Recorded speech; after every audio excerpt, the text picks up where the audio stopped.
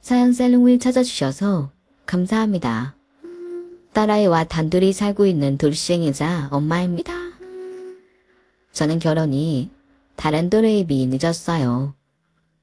뭐 요즘은 결혼을 많이 늦게 한다고 하니 35살이면 양호한 편이라고 하는데 그때 당시 제 친구들은 거의 다 결혼해서 아이도 있었던 터라 저는 늘 늦은 감이 있었어요.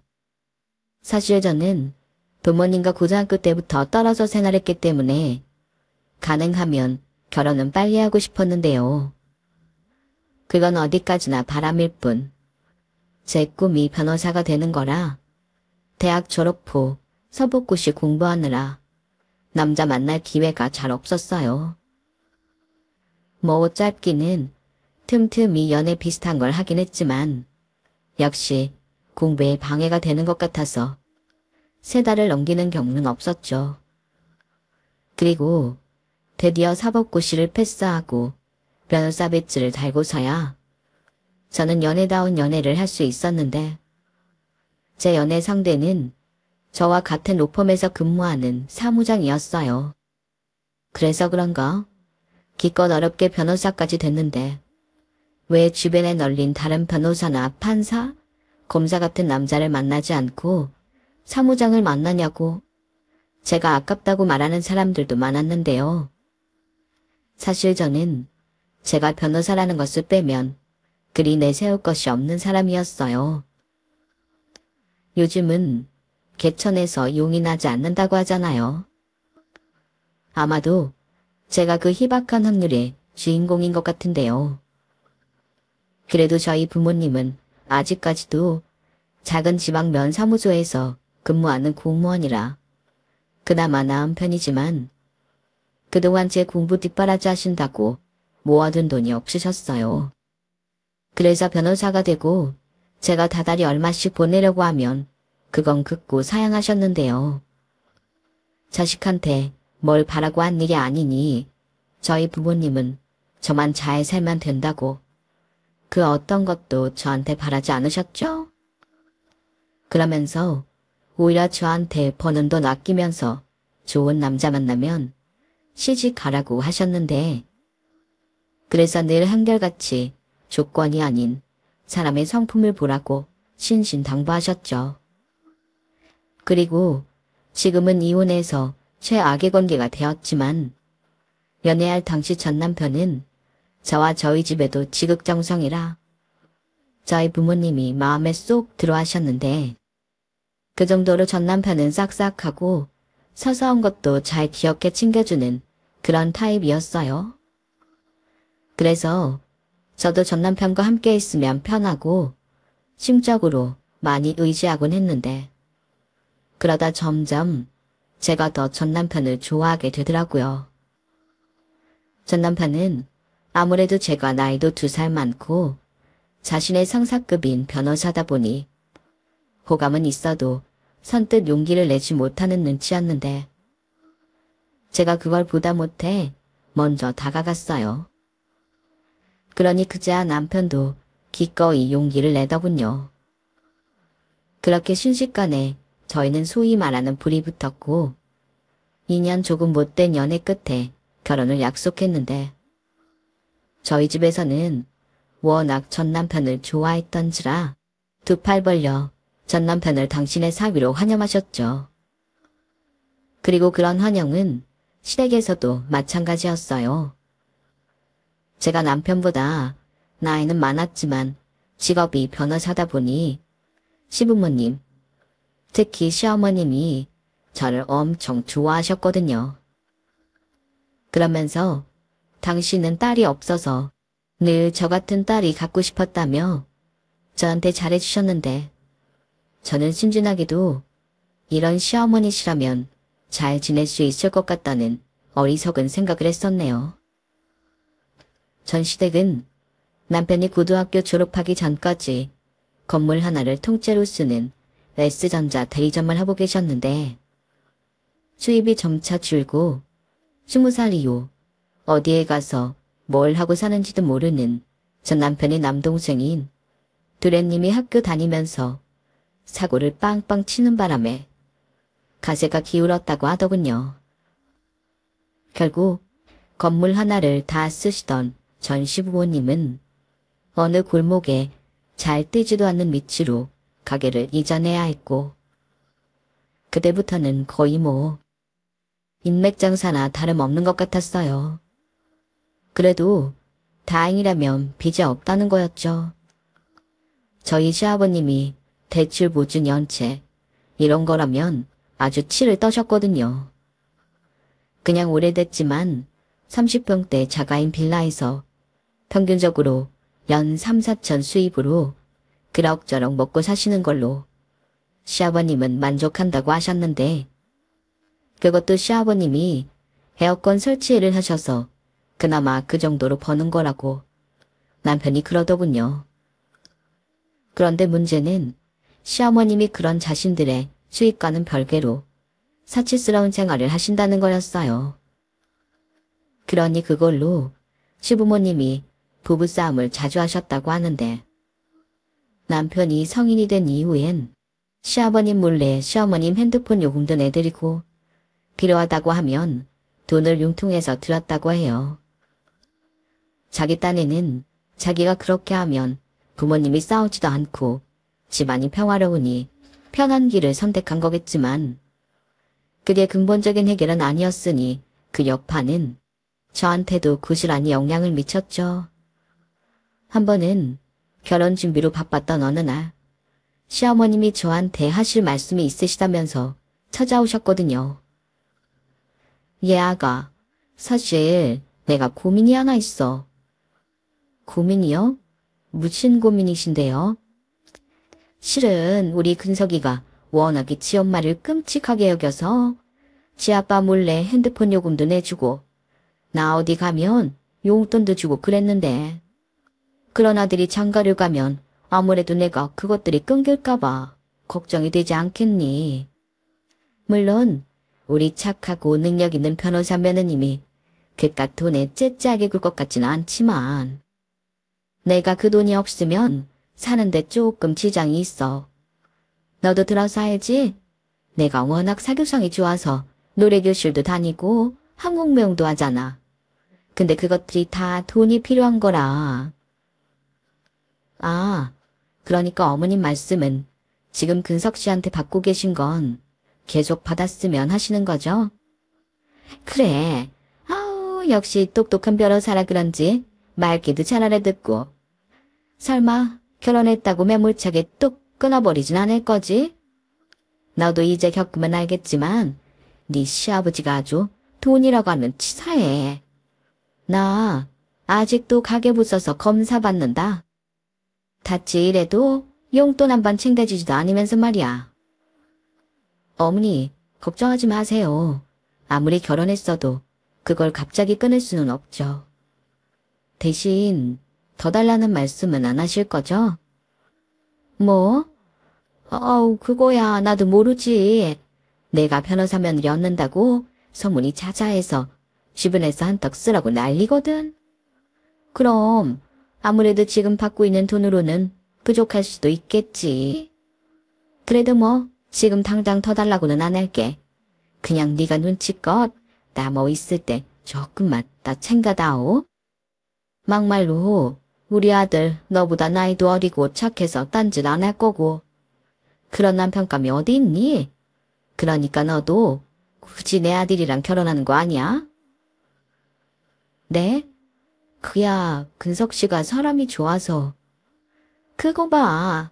내 아들이 비록 너처럼 변호사는 아니지만 법대 나왔고 웬만한 변호사는 뺨치지 않니? 근데 나는 내 아들이 하나도 아깝지 않다. 나는 오히려 둘이 너무 잘 어울린다고 생각해. 내가 우리 며느리 평생 예뻐하고 진짜 딸처럼 아껴주마. 아, 네, 감사합니다. 사실 저 때 눈치챘어야 했는데 저는 미련하게도 그걸 알아차리지 못했어요. 그때는 제가 남편한테 아주 푹 빠져 있었을 때라 제 이해심이 태평양보다도 넓을 때였거든요. 거기에 그 당시 제가 맡았던 사건들이 전부 이혼 소송들이었는데 세상엔 정말 별스러운 시어머니가 많더라고요. 그런데 저 정도는 귀엽게 봐줄만 하다고 생각했어요. 그런데 그건 어디까지나 남의 일이고 제 일이 되는 순간 사소한 작은 거라도 그 차이는 확연하게 다르더군요. 그래도 그때는 제가 그 정도는 커버할 수 있다고 생각했어요. 남편도 그런 저를 고마워하며 저와 저희 집에 한 번이라도 더 잘하려고 노력까지 했으니 저희는 우여곡절이 한 번 있긴 했지만 무사히 결혼식까지 할 수 있었죠. 왜 다들 결혼 준비하면서 크고 작은 갈등은 있잖아요. 저도 예외는 아니었어요. 앞서 우여곡절이라고 말한 이유도 그것 때문인데요. 저희 시부모님이 전자제품 대리점을 하신다고 했잖아요. 그래서 암묵적으로 신혼살림 중 가전제품은 시댁에서 장만하려고 했는데 내심 시부모님이 가격을 좀 좋게 해주시던가 아니면 뭐라도 하나 정도는 챙겨주시겠지 하는 기대를 했던 저였는데 돌아온 결과는 완전히 뒤통수를 얻어맞은 격이었어요. 제가 알아본 견적보다 훨씬 비싼 물건들로 푸시하셨는데 이유는 빤했죠. 예, 가전제품은 한 번 사면 10년은 넘겠어. 그러니까 이왕이면 제일 좋은 걸로 하는 게 남는 장사야. 라며 TV며 냉장고 등 제일 크고 제일 신상으로 리스트를 뽑으셨는데 문제는 바보 같은 남편이 시어머님께 자기 카드를 들었다는 거예요. 남편 말로는 시어머님이 알아서 결제해 주시겠다고 카드를 달라고 했다는데 시어머님은 저한테 물어보지도 않으시고 남편 카드로 그것들을 전부 할부로 결제했더군요. 그 덕에 그 카드값 갚느라고 저와 남편이 생활비도 줄여가며 1년 동안 힘든 생활을 해야 했어요. 할부 기간 12개월이었거든요. 저는 홧김에 남편 카드니 남편 보고 알아서 하라고 하고 싶었는데 별다른 걸 쓰지 않아도 할부 때문에 월 200만 원씩 나오는 남편 카드값을 어찌할 수는 없겠더군요.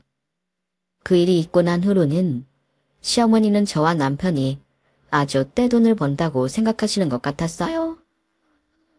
남편 수입이야 자기가 대충 알고 있었고 제가 변호사라고 제가 한 달에 1,000만 원 이상은 번다고 생각하시는 것 같았는데 제가 변호사는 맞지만 저도 월급 받는 직원이라 그 정도씩은 벌지 못했거든요. 가끔 힘든 사건 맡아서 승소하면 거액의 인센티브를 받긴 했지만 막내 변호사인 저한테 그런 기회는 아주 드문 일이었어요. 하지만 시어머니는 제가 아무리 아니라고 다른 회사 다니는 며느리들과 다르지 않다고 말씀을 드려도 제가 괜히 몸살인다고 생각하시는 듯 제 말을 전혀 들으려 하지 않으셨는데요. 그러면서 시어머니의 금전적인 요구는 점점 심해져만 갔어요. 저희 시어머님은 여느 또래의 분들과 다르게 기계 욕심이 굉장히 많으셨거든요. 보통은 기계가 어려워서 맨날 기계만 쓰는데 저희 시어머님은 머리가 좋으신 건지 기계 사용법을 아주 귀신처럼 어쩔 때는 저보다 훨씬 더 잘 다루시는데 당신이 그렇게 기계를 잘 다루다 보니 미용기기부터 시작해서 핸드폰까지 아주 유행이 민감하셨어요. 아무리 핸드폰을 바꾸고 싶어도 보통은 할부 기간이 끝날 때까지 참잖아요. 하지만 시어머니는 그러는 법이 없으셨죠. 요즘 핸드폰 기술이 얼마나 좋은 줄 아니? 사진을 찍으면 바로 티가 나. 그래서 내가 옛날 핸드폰은 못 쓴다니까. 이거 봐라. 화질 차이가 이렇게 많이 나는데. 내가 살아봤자 얼마나 살겠니? 좋은 거 하나라도 부지런하게 더 쓰고 죽어야 억울하지 않지. 요즘 애들은 좋겠어. 이렇게 말씀하시면서 위약금까지 내면서 핸드폰을 바꾸시는데 그것뿐이 아니었어요. 핸드폰으로 무슨 소액 결제를 그렇게 많이 하시는지 한 달에 시어머니 핸드폰 비용으로만 월 50은 거뜬하게 넘었는데 저도 더는 못 참겠더라고요. 그래서 남편한테 이걸 전부 내드리는 건 아닌 것 같다고 말했어요. 그런데 남편은 답답하게도 이런 소리를 했는데요. 그러니까 지금 나더러 우리 엄마한테 핸드폰비 못 내드린다고 말을 하라는 거야? 에이, 그래도 그건 아니다. 핸드폰 비용은 원래 내가 총각 때부터 내줬던 건데 결혼했다고 그걸 어떻게 못하겠다고 해. 그리고 자기도 결혼 전에 우리 엄마한테 핸드폰 비용은 계속 내주겠다고 말했잖아. 사람이 한 입 가지고 두 말을 해? 그것도 변호사가? 여기서 변호사 얘기가 왜 나와? 그리고 그때는 소액 결제도 안 하셨잖아. 근데 이렇게 위약금에 소액 결제까지 한도 꽉 채워서 하시면 이걸 어떻게 감당해? 지금 어머님 핸드폰 비용이 우리 두 사람 핸드폰 요금보다 훨씬 많아. 그거 알고 말하는 거야? 그럼 앞으로는 15만 원 안으로 줄이시라고 해. 당신이 총각 때 들였던 금액대가 그 정도잖아. 나 이것도 굉장히 많이 양보한 거야. 아니면 앞으로 15만 원 이상 나오는 돈은 자기한테 주는 거에서 빼고 줄 거니까. 그런 줄 알고. 뭐? 진짜 치사하게 이럴 거야? 자기도 우리 엄마한테 직접 말 못하겠으니까 나한테 시키는 거잖아. 그렇게 말하고 싶으면 자기가 해야지. 자기 말 잘하잖아. 그리고 솔직히 그 정도는 그냥 해드릴 수 있는 거 아니야. 따로 용돈을 드리는 것도 아닌데. 용돈? 말이 나왔으니 하는 말인데 지금 어머니한테 들어가는 돈이 얼마나 많은 줄 아나? 걸핏하면 모임 있다고 돈 달라고 하시지. 어디 가신다고 옷 사달라고 가방 사달라 하시지. 이러실 거면 차라리 그냥 한 달에 2, 30만 원씩 용돈 드리는 게 나아. 핸드폰 요금도 아예 안 내드리고. 진짜 자기 이렇게 나올 거야? 장인 장모님이라고 생각해봐. 나 좀 서운하려고 그런다. 그렇다고 우리 엄마가 막 명품을 사달라고 하진 않잖아. 그리고 모임 있다고 1, 20만 원 달라고 하시는 건데 그게 그렇게 아까워? 저는 남편의 계속되는 답답한 말에 더는 아무 얘기도 하고 싶지 않았어요. 제가 세상에서 가장 싫어하는 종족이 화장실 갈 때랑 나올 때 다른 인간인데 어째 남편이라는 사람이 꼭 그런 사람 같았어요. 딱히 효자도 아니면서 제가 자기 엄마 씀씀이로 스트레스 받아 하는 걸 대수롭지 않게 생각하는 남편을 보니 차라리 벽을 보고 얘기하는 게 나을 것 같았어요. 그런데 문제는 남편만 그런다는 게 아니라는 거였는데요. 저희 시아버님도 시어머니가 써봤자 얼마나 쓰냐며 가급적 다 맞춰주길 바라셨어요. 그게 남들 보기에도 좋더나? 와, 그땐 제가 제대로 이 집의 호구가 된 기분이었는데요. 그리고 그 와중에 저는 임신까지 한 거 있죠.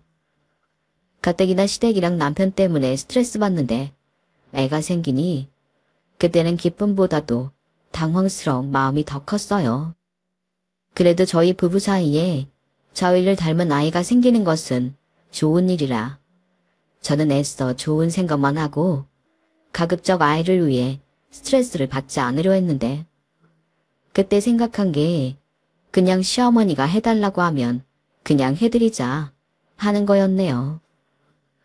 뭐 솔직히 거의 포기한 거였죠. 남편도 저한테 아깝냐고 이야기하는데 저 혼자 끙끙거려봤자 뭐하나 하는 생각이 들었어요. 남편도 자기의 말이 얼마나 무책임한 말이었는지 알아야죠. 그래서 그냥 제 돈은 뒤로 살짝 빼고 남편 돈으로 시어머니가 해달라는 건 다 해드렸어요. 그러니까 솔직히 마음은 어느 정도 편해지더군요. 우리 며느리 최고라는 칭찬은 덤이었는데 솔직히 그 소리가 좋지도 않았어요. 하지만 그때는 그게 결과적으로는 시어머니를 잘못 길들인 원인이라는 걸 몰랐는데요. 어쩌면 그렇게 저는 이혼의 수순을 밟게 된 건지도 모르겠네요. 아무튼 그렇게 시어머님의 요구를 들어드리다 보니 저는 시어머님 생신도 한 번이 아닌 2번씩 챙겨드리게 됐는데 그 이유는 한 번은 가족들과 하는 생일이었고 또 한 번은 시어머님의 친구들과 하는 생일이었기 때문이었어요. 장소부터 이벤트까지 무슨 칠순잔치도 아는데 시어머니는 바라시는 게 많았고 저는 그냥 이벤트 업체에 의뢰해서 시어머니의 요구 조건을 모두 들어드렸는데 그때도 저는 그렇게 최고의 며느리가 되었지만 돈은 100만 원, 200만 원이 우습게 깨졌어요. 거기에 생일 파티만으로 만족할 시어머니가 아니시잖아요. 당연히 고가의 선물도 바라셨고 그 선물은 툭 까놓고 당신이 갖고 싶은 거라기보다는 남들 보기에 좋아 보이는 거, 그러니까 자랑할 수 있는 걸 사드리기를 원하셨어요. 그리고 그걸로 메신저 프로필 사진을 바꿔가며 자랑을 이어가셨는데 그게 저희 시어머니의 유일한 낙이었죠. 적어도 일주일에 한 번은 그 사진을 바꿔야 했기 때문에 일주일마다 무슨 이벤트가 있어야 했어요. 시간이 안 돼서 도저히 움직이지 못하면 자랑할 선물이라도 있어야 했는데 그게 다 망할 사진 때문이었죠? 그리고 그 사진 밑에 글귀도 정말 가관이 아니었는데 내가 괜찮다고 하는데도 우리 며느리가 사준 선물, 모처럼 우리 며느리랑 데이트, 친정엄마보다 내가 더 좋다는 우리 며느, 나도 우리 며느리 사랑한다. 이런 문구를 확인할 때면 저도 모르게 눈살이 찌푸려졌어요. 아무렴 제가 친정엄마보다 자기가 더 좋다고 했겠어요. 이 메신저 문구를 저와 남편도 보는데 시어머니는 진짜 가족은 안중에도 없는 듯 보이더군요. 이 정도면 심각한 정신병 아닌가요? 그리고 그 망할 자랑용 사진 때문에 시어머니는 걸핏하면 저에게 선물을 요구하시거나 어딜 가야만 한다고 하셨는데 정말 스트레스였어요.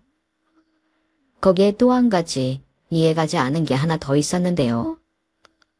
바로 그건 그런 걸 남편과 시아버님은 별 대수롭게 생각하지 않는다는 거였어요. 제가 참다가 이건 아니다 싶어 뭐라고 말을 하려고 하면 그것도 안 하려고 하는 나쁜 며느리로 몰아가는데 제 속만 뒤집혔죠. 그런 와중에 저는 어려운 사건을 맡게 되었고 거의 퇴근도 못하고 사건 기록과 증거 자료들을 체크하느라 정신없이 바빴는데요. 그 즈음에도 여지없이 시어머니의 말도 안 되는 징징거림이 시작됐어요. 날이 좋은데 어디 좋은 곳에 가서 바람이라도 쐬고 와야 한다는 거였죠. 메신저 사진을 바꿔야 하니까요. 어머니, 제가 요즘 임신 초기라 몸도 별로 안 좋고 일 때문에 어디 갈 수가 없어요. 그러지 마시고 그냥 가까운 곳으로 아버님이랑 다녀오시는 거 어떠세요? 뭐? 지금 나더러 네 시아버지랑 다녀오라고 했니? 예, 나는 혼자 갔으면 갔지. 난 네 시아버지랑은 이왕 마트도 안 가는 사람이야. 나는 너랑 가는 게 좋은데 너는 내가 귀찮니? 귀찮은 게 아니고요. 제가 시간이 안 나서요. 그래도 주말엔 쉬어야지. 사람이 어떻게 맨날 일만 하고 살아? 나는 다른 사람도 아닌 너랑 가고 싶다. 그래도 네가 사진도 차에 찍어주고 네 차는 편하잖아. 우리 아들도 사법고시 패스했으면 로펌에서 차도 사주고 했을 텐데. 네 차 타고 가야 네 차 앞에서 사진도 찍고 그거 올려서 자랑하지. 그러지 말고 너도 바람 쏠 겸 설악산 가자. 지금 설악산 단풍이 그렇게 멋지대. 설악서요? 어머니, 그건 진짜 무리예요. 그러시면 어머님 친구분들이랑 다녀오신 건 어떠세요? 제가 경비 드릴게요. 예, 너는 돈이면 다인 줄 아니? 나는 너랑 가고 싶다고. 이렇게 며느리가 시애미 마음을 몰라줘요. 너 이제 애 낳으면 애 핑계로 더 나랑 안 다녀줄 거잖아. 나처럼 며느리 좋아해주는 시어머니가 또 어딨다고? 아, 진짜. 그때는 그냥 무관심한 시어머니를 둔 다른 직원들이 너무 부러웠어요. 이건 뭐 2번 좋아했다가는 남편이 아닌 자기랑 살자고 할 판 같았거든요. 하지만 저도 질 수는 없었어요. 일단 일이 우선이었기 때문에 이번은 어쩔 수 없다고 죄송하다고 말하고 전화를 끊었는데 제가 전화를 끊자마자 시어머니는 계속 제 핸드폰에 전화를 거시더군요. 네가 이기나 내가 이기나 한번 해보자는 것 같았어요. 그리고 제가 전화를 계속 받지 않자 장문의 문자가 날아왔는데 내용은 대략 자기는 며느리와 좋은 시간 갖고 그걸로 다른 사람들한테 자랑하는 게 유일한 낙인데 그걸 몰라줘서 자긴 너무 서운하고 우울하다고 하는데 저는 정신병 걸릴 것 같다고 답장 쓰고 싶었지만 그건 차마 예의가 아닌 것 같아서 아무런 답도 하지 않았어요. 그 대신 똑같이 퇴근 못하고 있는 남편을 불러 하소연하듯 얘기했는데요. 남편은 그때도 시큰둥한 반응을 보이며 저한테 이렇게 말했어요. 그러게, 왜 처음부터 우리 엄마를 그렇게 길들였어? 그건 다 자기 때문이야. 자기도 솔직히 좋은 며느리 되고 싶어서 그랬던 거 아니야? 이제는 어쩔 수 없어. 우리 엄마가 그렇게 자기가 좋다는데 어떡해? 그냥 사랑받는 며느리의 숙명이라고 생각하고 좀 맞춰줘. 이젠 나도 중간에서 어쩔 수가 없어. 어쩔 수가 없다고? 그리고 내가 그렇게 어머니를 길들였다는 거야?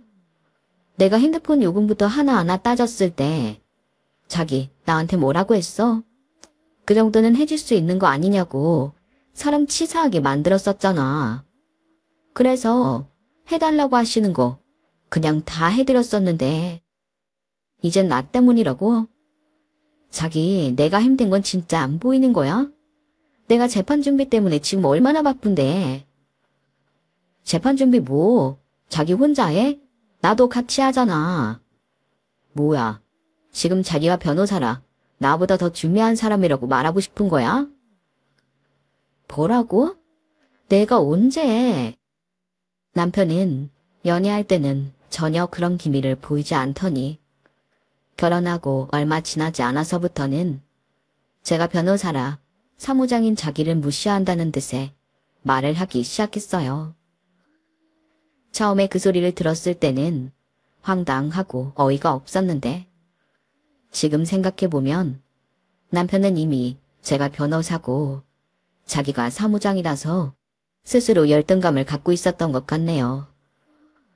연애할 때는 세상 그렇게 좋은 남자인 척 저와 저희 집에 잘 하더니 저런 열등감을 품고 있을 줄이야.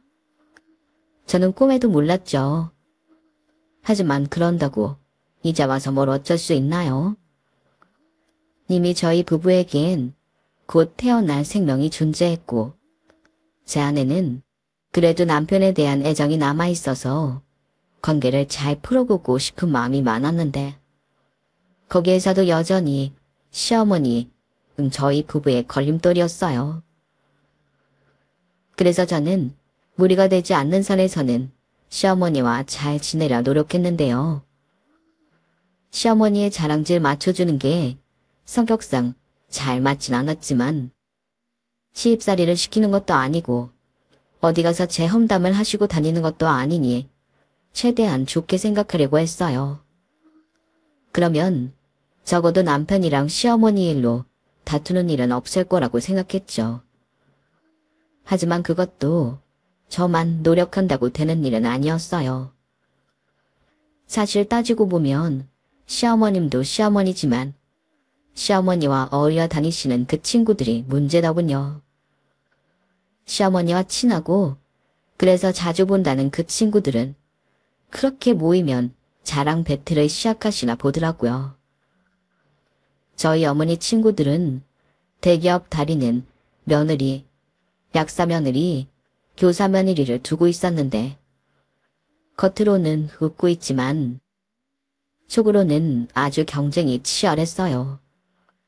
그리고 저희 시어머니도 제가 변호사라는 이유로 저 사람들 앞에서 꼴리고 싶지 않으셨던 모양인지 늘 저한테 분발해야 한다며 저를 옥죄셨어요. 아니, 제가 왜 그 얼굴도 모르는 며느리들과 경쟁을 해야 하죠? 그리고 그 며느리들이 정말 그렇게 다 해주는지도 솔직히 의심스러웠어요. 하지만 확인할 방법은 전혀 없었죠. 그런데 남편이 어느 날은 이런 소리를 하더라고요. 우리 엄마가 가게 이전하고 한동안 대인 기피증 같은 게 걸려서 사람 만나는 걸 힘들어했어. 근데 자기가 우리 집 며느리가 되고 사람들이 변호사 며느리 봐서 부럽다고 하니까 자기도 모르게 계속 그러는 것 같아. 나도 솔직히 저러다 말겠지 하긴 했는데 지금은 그런 모습도 짠하게 보이네. 그러니까 자기가 가급적이면 우리 엄마 비위 좀 맞춰줬으면 좋겠어. 대신 나도 장인 장모님한테 잘할게. 우리 아빠도 말씀은 안 하시지만 자기한테 엄청 고마워해. 물론 나도 고맙고. 저는 별도 없이 남편 말에 그럴 수도 있다 라며 시어머니를 치근하게 보려고 노력했어요. 그리고 남편이 중간에서 얘기를 했는지 시어머니도 제가 좀 난처해하면 한 발 물러서는 모습을 보이셨는데 이렇게만 유지된다면 큰 문제는 없을 거라고 생각했네요. 하지만 그래도 며느리는 며느리라고 시어머니를 전부 이해할 순 없었어요.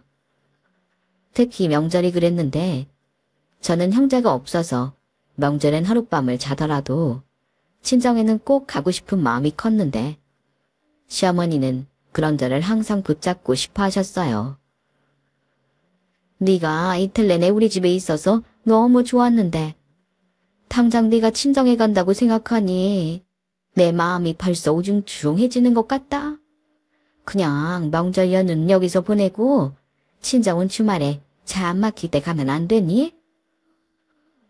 어머니, 주말은 주말이고 명절인데 저도 친정에 가야죠. 저는 다른 형제도 없어서 저희 부모님이 저만 기다리시잖아요. 아니, 너는 몸도 무겁고 꼴랑 하루 다녀오자고 차도 막히는데 그럴 필요가 있을까 해서. 근석이 운전시키는 것도 마음에 걸리고. 어머니, 그것 때문에 그러시는 거예요? 이 힘들까봐? 아니, 꼭 그렇다는 건 아니고 내가 그냥 너랑 같이 있고 싶어서 그래. 막내놈은 어디서 뭘 하는지 소식도 모르고 우리도 근석이 하나 있는 거나 다름없이 사는데 니들이 휙 가버리면 너무 허전하잖아. 그래 자기야, 우리 명절은 그냥 여기서 지내고 금요일 저녁에 퇴근하면 바로 처갓집에 가서 2박 3일 있다가 오자. 거기까지 갔는데 하루 자고 또 차 막혀 오는 것도 그렇잖아. 자기 홀몸도 아닌데. 저는 눈치 없는 남편의 말에 짜증이 확 났어요. 솔직히 제가 아무리 이쁨을 받는 며느리라고 해도 시댁에 있는 게 마냥 편하겠어요. 우울증 개뿔. 시어머니는 명절 내내 주방에는 얼씬도 하지 않고 명절 특집 TV 방송만 보시는데 저만 약이 올랐어요. 남편도 하루 종일 핸드폰만 하고 잠이나 자는데 내가 지금 여기서 뭐 하는 짓이지? 하고 현타가 오더라고요. 그래서 그 다음 명절부터는 제가 우겨서 설날은 시댁 먼저, 추석은 친정 먼저 가며 똑같이 하기로 했는데 설날에 시댁에서 친정에 못 가게 하면 저는 추석은 내리 친정에서만 있었어요. 남편이 자기 집에 가야 한다고 하면 혼자 가라고 했네요. 그러니 그 문제는 자연스럽게 어느 정도 해결이 됐어요. 그리고 출산한 저는 여느 워킹맘처럼 아이 챙기랴 일하랴 바빴는데 가까이 사는 시어머니는 아이를 봐주시기는커녕 전처럼 아니 전보다 더 많은 걸 저한테 요구하셨어요. 하지만 아이도 태어나고 저희도 지출이 늘다 보니 이젠 더는 원하시는 대로 들어드릴 수 없었는데 한번 맛을 본 시어머니는 저한테 서운하다고 늘 앓는 소리를 하셨어요. 저는 그러면 똑같이 앓는 소리를 하며 철벽 방어를 했는데 시어머님이 그러시더라고요. 누구네 키우면서 일 안 해봤니? 그래도 넌 젊잖아. 게다가 변호사면 일도 힘들지도 않은데 뭐 이렇게 징징대. 너 일부러 그러는 거지? 어머니, 변호사 일이 쉬운 줄 아세요? 제 일도 힘들어요. 재판에서 지면 제 연봉에도 지장이 있고요. 저는 어머님이 이젠 저를 좀 이해해 주셨으면 좋겠어요. 어머님도 다 해서 아시잖아요. 일하랴 애 키우랴 힘들다는 거. 그래도 넌 근석이가 잘 도와주잖아. 네 시아버지는 내가 아들 둘 때문에 그렇게 힘들어해도 눈썹 하나 까딱 안 했어. 그러면 너는 양반이지. 나는 매 해가 기력이 다르다. 내 친구 며느리는 이번에 몸보신하라고 비싼 한약을 지어왔다는데 너는 너밖에 모르는 거야. 어머니 진짜 해도 너무하세요. 전 이제 못해요. 그렇게 남들 앞에서 자랑하고 싶으시면 아들한테 해달라고 하시든가 아버님한테 말씀하세요. 저도 할 만큼 했어요. 어머니도 이제 제발 적당히 하세요. 어머, 얘 좀 봐. 너 지금 나한테 화내는 거니? 시어머니는 많이 놀란 듯 뒷말을 제대로 잊지 못하시는 것 같았어요. 그리고 기다리지 않고 전화를 끊어버리자 잠시 뒤 남편한테 전화를 한 모양이었고 남편이 무슨 얘기를 어떻게 듣고 왔는지 얼굴이 붉게 달아올라서는 당신 우리 엄마한테 적당히 하라고 소리 질렀어? 제정신이야? 라고 제 방에 들어오는데 그 모습에 정말 신기할 정도로 정이 뚝 하고 떨어지는 기분이었어요. 그리고 그때부터는 이혼을 생각하게 됐는데요. 이미 몸과 마음이 지칠 대로 지쳐있던 상황이라서 이제 다 그만두고 싶다는 생각밖에는 들지 않았어요. 그리고 늘 지쳐있는 엄마를 보는 어린 딸을 생각하면 그것만큼 미안한 게 없었는데 차라리 이혼을 하고 일과 아이한테만 집중하면 지금보다 더 나은 모습을 딸한테 보여줄 수 있으니 그게 더 나을 것 같다는 생각이 많아지더군요. 사실 제 기대와 달리 아빠 역할을 해주지 않아서 불만이 많이 쌓여있는 상태였는데 남편은 그것도 핑계라고 자신의 시아버님이 워낙 무뚝뚝해서 아빠의 사랑을 받지 못해 아이한테 어떻게 해줘야 하는지 몰라서 못하는 거라고 말 같지도 않은 소리를 했어요. 물론 저는 그것도 참 별로라는 생각을 했죠. 물론 사랑을 받은 사람이 사랑을 주는 게 자연스러울 수는 있지만 그렇다고 노력도 하지 않고 시아버님 탓만 하는 남편을 봐주고 싶지 않았어요. 사실 다 핑계잖아요.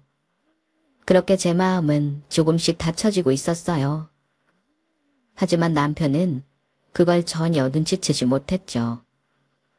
그리고 그날 남편과 집으로 퇴근하는데 내내 말이 없던 남편이 더는 못 참겠다는 듯 따지듯 말을 하기 시작했는데요. 근데 정말 당신이 우리 엄마한테는 더는 못하겠다고 했어? 자랑질에 환장했냐고. 그렇게 소리치면서 적당히 하라고 했냐고. 저는 남편의 말에 황당했어요. 뭐 제가 그런 뉘앙스로 이야기한 건 맞죠. 그런데 다르고 다르잖아요. 그런데 시어머님이 자기 아들한테 그렇게 얘기를 했다는 게 저는 어처구니가 없었어요. 시어머니는 저와 당신 아들이 싸우길 바라시는 것 같았죠. 그래서 지지 않고 말했어요. 어머님이 그렇게 말씀하셔? 내가 자랑질 환장했냐고 했다고? 논지 흐리지 말고 했어 안 했어. 그것만 얘기하면 되잖아. 자기 요즘 맡은 사건이랑 육아 때문에 힘든 건 아는데 사람이 어떻게 어른한테 그런 소리라냐? 그건 우리 엄마 무시하는 거고 우리 집을 무시하는 거잖아. 논지 흐리는 게 아니고 자기는 내가 힘든 건 알아도 같이 해주고 싶은 마음은 없잖아. 그리고 말이 나온 김에 따져보자. 자기는 정말 모르는 거야? 자기 어머니가 정도가 심하다는 거. 내가 이젠 싸우기 싫어서 말 안 하지만 지금도 여전히 핸드폰 비며 이것저것 해달라시는 게 얼마나 많은 줄 알아? 그렇다고 자기가 그걸 다 해주는 것도 아니잖아. 해주는 것도 아니면서 그렇게 소리칠 자격 있어? 자격? 나도 사람이야. 내가 뭐 갑자기 이래? 나는 전부터 이제 안 들어주겠다고 어머니께 말씀드렸어. 근데 지금 봐봐. 어머님이 집요하게 계속 말하시잖아. 언제는 내가 그렇게 길을 들여서 그런 거라며. 그래서 내가 지금이라도 잘못된 걸 고치려고 그런 거야. 저는 지지 않았죠. 그러자 남편은 그동안 수면으로 나올까 말까 했던 그 본색을 드러내더군요. 솔직히 말해. 막상 나랑 결혼하니까 내가 사무장이라고 싶지? 근데 우리 엄마가 계속 자기한테 이것저것 바라니까 짜증난 거잖아. 만약 내가 자기처럼 똑같은 변호사였어도 그랬을 거야? 오늘처럼 우리 엄마한테 적당히 하라고 말했겠냐고. 뭐? 자기는 나랑 살면서 내내 그런 생각을 했던 거야? 난 단 한 번도 자기가 사무장이라서 우습게 생각한 적 없어. 그건 자기 열등감이지. 그런 열등감이 있으면서 나랑은 어떻게 결혼했어? 난 자기가 착하고 세심해서 자상하니까 좋아서 결혼한 거야. 결혼하면 가정적이고 아이한테도 좋은 아빠가 되어줄 거라고 생각해서. 그런데 지금 자기를 봐. 설마 내가 이렇게 살려고 자기랑 결혼했다고 생각해?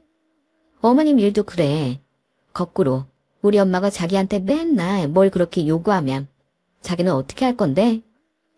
막말로 어머님 내가 좋아서 그런 게 아니고 남 앞에서 자랑하려고 자꾸 나 이용하시는 거잖아. 야, 아무리 그래도 그렇지 지금 그 말은 너무 심하잖아. 이용하긴 뭘 이용해. 우리 엄마는 그냥 순수하게 널 좋아해서 자랑하고 싶은 거야. 우리 엄마는 내가 더 잘 알아. 저는 그 말에 헛웃음이 나왔어요. 도대체 뭘 잘한다는 건지. 남편의 말이 정말 말처럼 들리지 않더군요. 그리고 그날 이후 저희는 한마디도 하지 않았어요. 출퇴근도 따로 했고 남편은 사람들 눈 때문인지 점심은 단백질 쉐이크로 대신했는데 저는 그러거나 말거나 다른 직원들이랑 똑같이 식사를 했죠. 그러다 12월이 다가왔어요. 월말이다 보니 저도 일이 많았는데 시어머님이 또 전화를 하셨더군요. 솔직히 받고 싶지 않았어요. 그래서 무시하고 받지 않았는데 문자로 얘아가 너 나한테 많이 서운하냐? 미안하다. 내가 네가 너무 좋아서 오바했어. 기분 풀고 우리 대화하자. 내가 네 얘기 다 들어줄게. 라고 보내셨는데 다 읽고 나니 마치 어디서 보고 있는 듯 전화를 하시더군요. 그래서 그때는 전화를 받았어요. 그런데 시어머니는 문자 내용과는 다르게 여기저기 아프시다는 말로 시작을 하셨고 급기야 제가 이혼할 수밖에 없는 구실을 만들어주셨어요. 찬바람이 불기 시작해서 그런가? 여기저기 안 아픈 곳이 없다. 일할 때는 온천하면 진짜 좋은데 우리 며느리는 여행 갈 시간이 있나? 아니요. 저는 연말이라 바빠서 그럴 시간이 없어요. 그렇지? 하기사 네가 좀 바쁘니? 그래서 내가 너 귀찮게 안 하려고 이번에 친구들이랑 가까운 온천에 가려고. 네가 비행기랑 온천 있는 그 뭐냐 호텔인지 료칸인지 좀 알아봐 다오.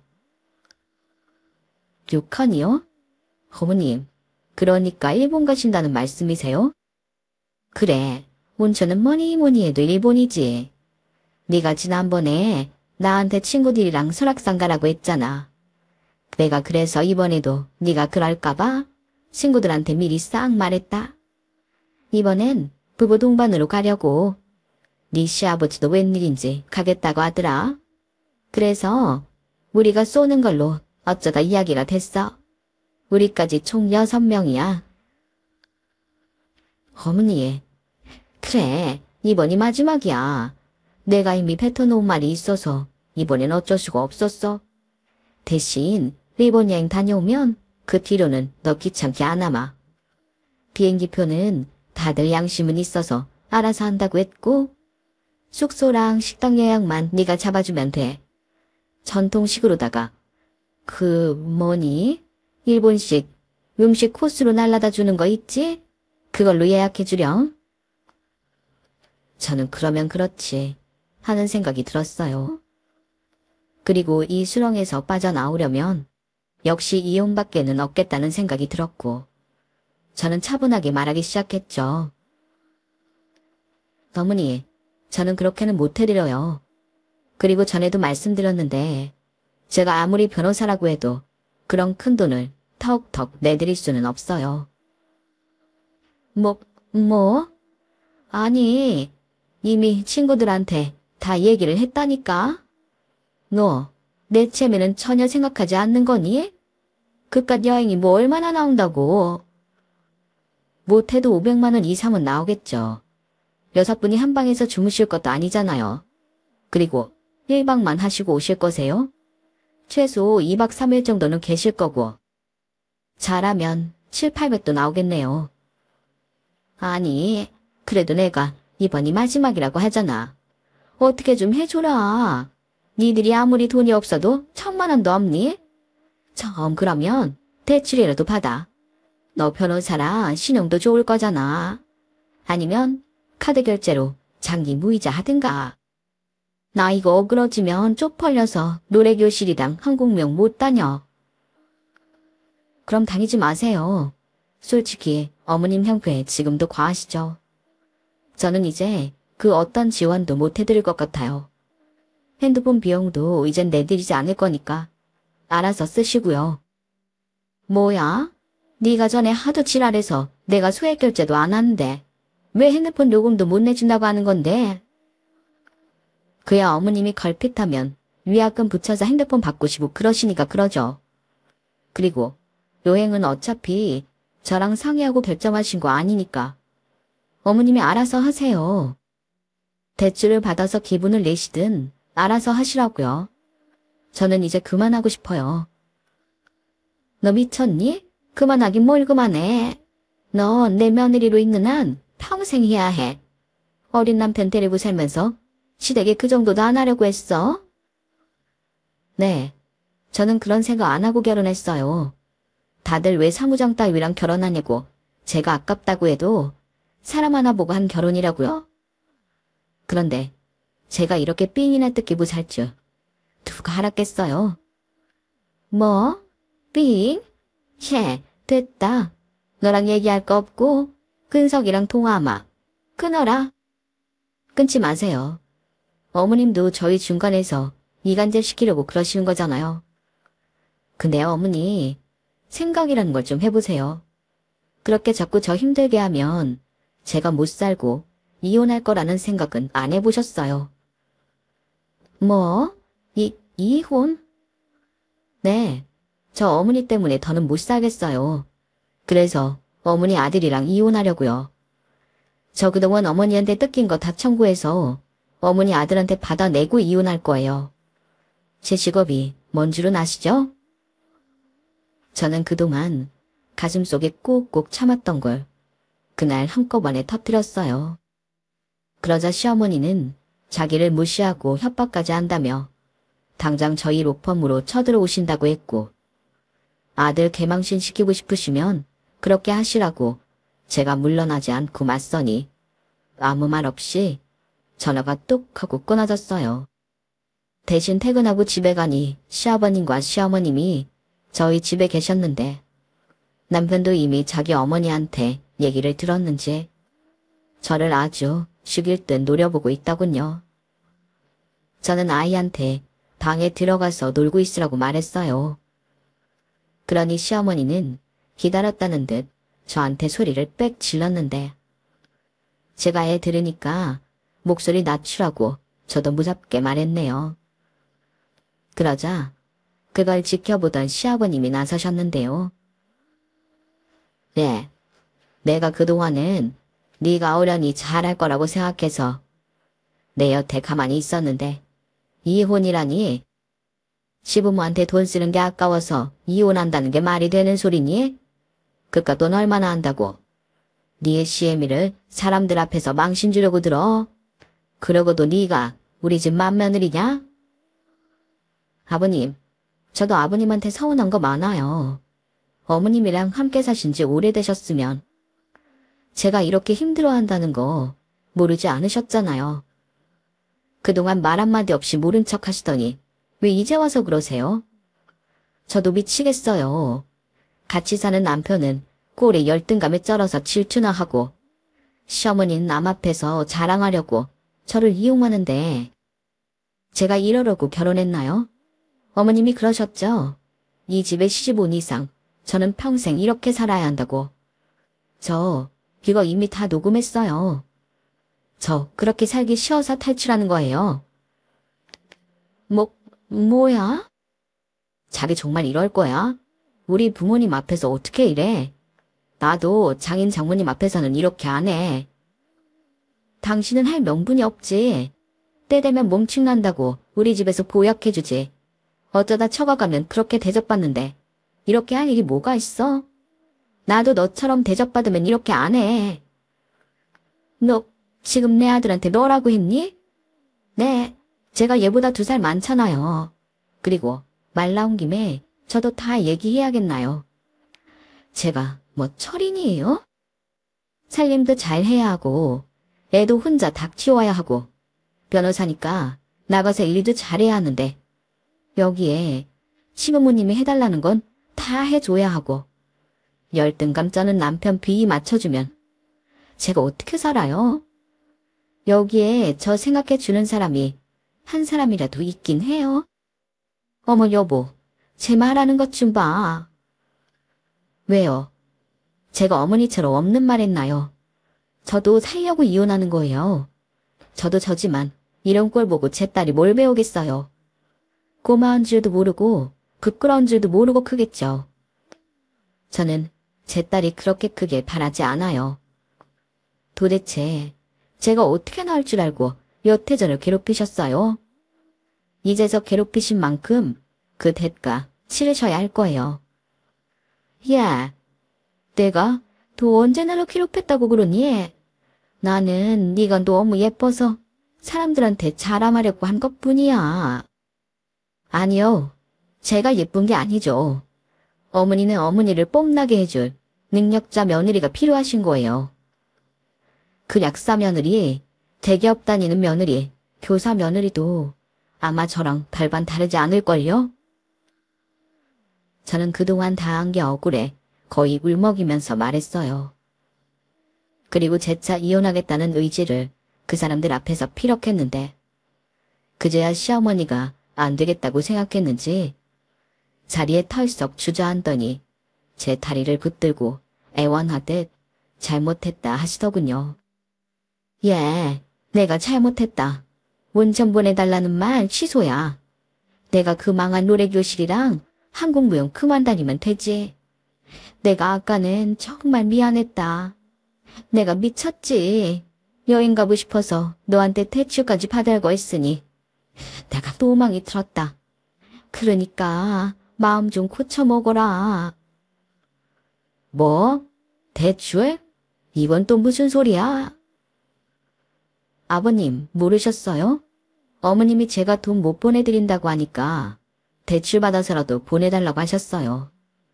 그거 아니면 장기 무이자로 카드라도 긁으라고 하시던걸요.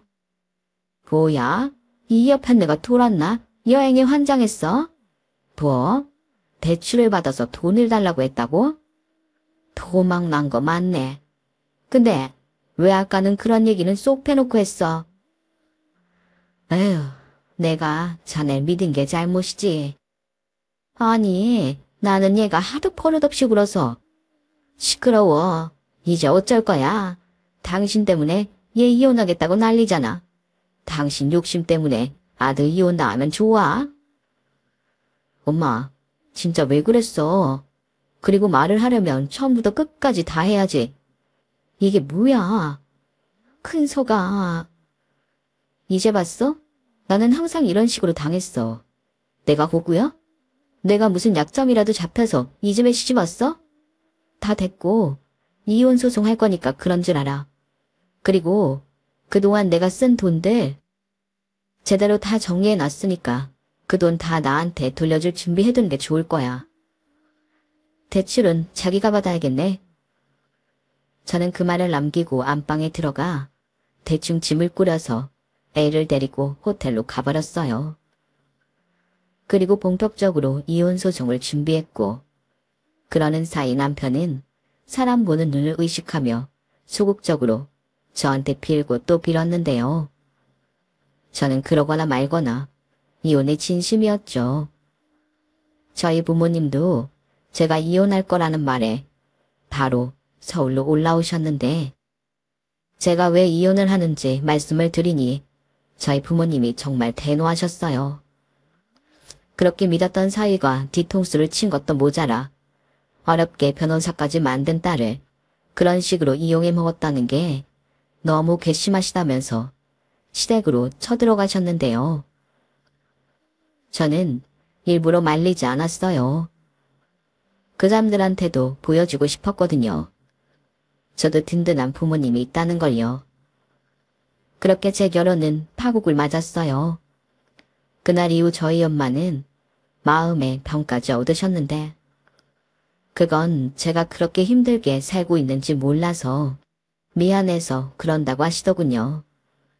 정작 미안해할 사람은 따로 있는데 그때는 정말 마음이 너무 아팠어요. 죄송해서요. 그리고 이제 겨우 5살인 딸에게도 엄마 아빠의 이혼 사실을 말해야 했는데요. 잘 알아들을 수 있을까? 혹여 아이한테 상처만 주는 게 아닌가 무서웠는데 딸이 저를 꼭 껴안아주면서 엄마, 민서는 엄마 좋아해. 그러니까 울지 마. 엄마 올린 아빠는 나쁜 사람. 그러니까 이제부터는 맨날 웃어. 민서가 엄마 맨날 웃게 해줄 거야. 라고 하는데 그 말에 얼마나 울었는지 몰라요. 5살 아이도 이렇게 제 마음을 아는데 다 큰 어른들은 왜 그렇게 자기 욕심만 채우려고 하는지 애만도 못하다는 게 이런 건가 싶더군요. 그리고 저는 최선을 다해서 이혼 소송을 벌인 끝에 통쾌한 승소 판결을 얻어냈어요. 그동안 뜯겼던 돈은 모두 돌려받게 되었고 재산 분할, 양육권 위자료까지 야무지게 챙길 수 있게 됐는데 전 남편과 시부모님은 제가 마음을 돌리면 모든 것이 무효가 된다고 생각하는지 사람 귀찮게 자꾸 들러붙었어요. 결국 저는 시부모님 전화 차단, 접근 금지 신청 등을 했고 전 남편은 사직 권고를 받았는데요. 저는 변호사고 그 사람은 사무장이니 회사에서도 저를 자르기보다는 불미스러운 일의 원인인 그 사람을 자르는 걸로 정리하려는 듯 보였어요. 덕분에 그 사람의 퇴직금으로 저는 상당수 피해 보상금과 위자료 등을 받을 수 있게 됐는데 아이랑 살 때는 아무것도 안 했으면서 꼴의 아빠라고 아이는 매달 보고 싶다고 하더군요. 그래야 양육비들 매달 주겠다고 했어요. 저는 그건 딸이 원하면 들어준다고 했는데 딸도 아빠랑은 단둘이 보고 싶지 않다고 거부하더군요. 그러게 진작 아빠 노릇을 했으면 이런 일은 없었겠죠. 그리고 로펌에서 나간 전 남편은 그제야 자신의 잘못을 깨달았다며 한 번만 용서해주면 자기 엄마와는 연 끊고 그때는 정말 저와 딸을 위해 살겠다고 매달렸는데 저는 기회를 주고 싶지 않았어요. 이미 제 마음이 질릴 대로 질려 떠나버렸거든요. 그런데요, 정말 웃긴 건 뭔 줄 아세요? 전 시어머니의 메신저 프로필 사진은 저도 모르는 물건 사진과 변호사 며느리가 사준 깜짝 선물이라며 글귀가 적혀 있는데 그걸 보니 소름이 쫙 끼치더군요. 사람 절대 변하지 않는다는 말이 제 전 시어머니를 두고 한 말인 것 같아요. 그리고 그 사진과 그 글귀는 한동안 계속 올라와 있었는데 결혼한 지 3년이 넘어가는 지금은 메신저를 아예 없애버린 건지 알 수 없음이라고 되어 있네요. 저도 그렇게 영원히 알 수 없었으면 좋겠어요. 전 남편은 그래도 사람이 성실해서인지 다른 작은 변호사 사무실에 취직을 했다고 했어요. 그리고 아직도 아이는 아빠를 만나고 싶어 하지 않는데 그래도 양심은 있는지 꼬박꼬박 양육비는 보내더군요. 그러면서 언제든 딸이 원하면 보고 싶다는 뜻을 전하고 있는데 그 전에 그 인간이 했던 말이 요즘 자꾸만 떠오르는 거 있죠. 자기는 사랑을 받지 못해서 어떻게 주는지 모른다고. 그 인간이 이번 기회에 그걸 조금이라도 배웠으면 좋겠어요. 사랑은 받지 못했어도 줄 수는 있는 거잖아요. 기다려주고 이해해주고 든든한 편이 되어주는 것. 그런 걸 그 사람도 알았으면 합니다. 그리고 그 사람의 엄마도 남들 시선 말고 진짜 어른이 되었으면 하는 바람이 있는데요. 어쩌면 이건 좀 어려울 것 같다는 생각도 드네요. 결국 저와 이혼하면서 시부모님 사이도 금이 갔거든요. 시아버님은 이혼을 요구하신다고 들었는데 어머니는 이젠 집에서 아무도 만나지 않고 조용히 살겠다며 살살 기어서 겨우 가장의 형태만 유지한다고 하는데 이런 마음을 갖는 게 별로란 걸 알지만 자업자득이라고 생각해요. 이참에 저한테 했던 것 그 이상으로 마음고생 좀 하셨으면 합니다. 그리고 저는 지금까지도 로펌에서 변호사로 일하며 충실하게 살고 있어요. 딸아이는 어느덧 초등학교에 입학했는데 글쎄 꿈이 엄마처럼 멋있는 변호사가 되는 거라고 하네요. 저는 별로 그렇게 멋있는 변호사는 아닌데 아무래도 딸 때문에 멋있는 변호사가 되어야 할 것 같습니다. 그래서 오늘도 저는 정의를 위해 최선을 다하는 변호사가 되기 위해 노력하는데요. 저는 비로소 자유와 행복을 찾은 기분입니다. 저에게 결혼은 최악이었지만 그래도 보물 같은 딸아이를 얻을 수 있어서 한편으로는 다행이라고 생각해요. 부디 저와 딸이 앞으로도 씩씩하게 잘 살아갈 수 있게 많은 분들이 응원해 주셨으면 좋겠습니다. 그럼 지금까지 제 이야기를 들어주셔서 대단히 감사드리고요. 항상 건강하시고 행복하시길 진심으로 바랄게요. 안녕히 계세요. 여러분, 사연 댓글에 응원과 현명한 조언 부탁드려요. 좋아요와 구독은 저에게 큰 힘이 됩니다. 오늘도 좋은 일 가득하세요.